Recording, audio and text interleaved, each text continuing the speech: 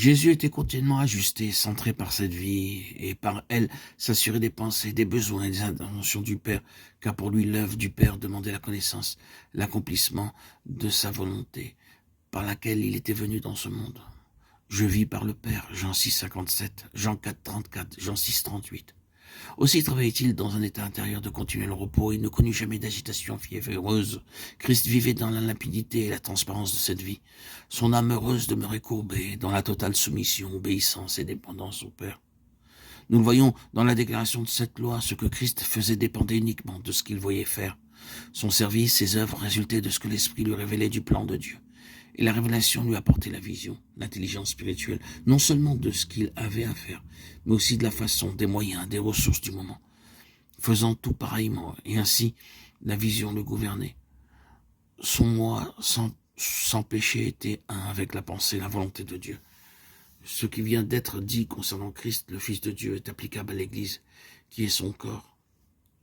Le corps doit être régi, gouverné par les lois de cette vie céleste, qui ont été à la base du témoignage de notre Seigneur sur la terre, qui le rendait si différent des autres. Dieu ne nous présente pas comme à Moïse le modèle d'une construction, mais une personne qui doit avoir son expression pleine et entière dans un ensemble corporatif. Nous disons d'emblée que les lois de la vie céleste ne sauraient être expérimentées sans qu'une œuvre très profonde ne soit accomplie en nous.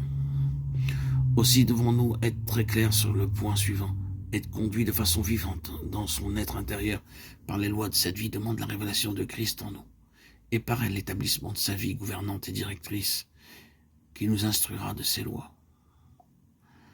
Apprendre Christ, c'est apprendre une personne et non des choses. Nous apprenons de Christ qui développe notre intelligence spirituelle. Si toutefois nous demeurons dans la mort à toute autre intention que celle de connaître ce qu'il a dans son cœur et qu'il désire nous voir accomplir.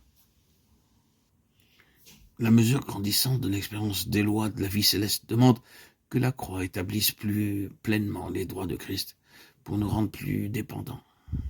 Nous ne saurions atteindre ni épuiser le contenu et la signification des lois de cette vie.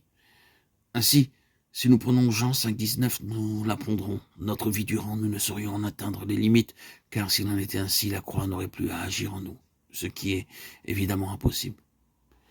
C'est pourquoi le Saint-Esprit prendra toujours soin d'affiner son œuvre intérieure pour que la croix nous ajuste et nous introduise plus profondément dans notre union avec Christ dans sa mort, en raison des éléments de corruption qui subsistent dans notre vie naturelle, alors même que nous les ignorons.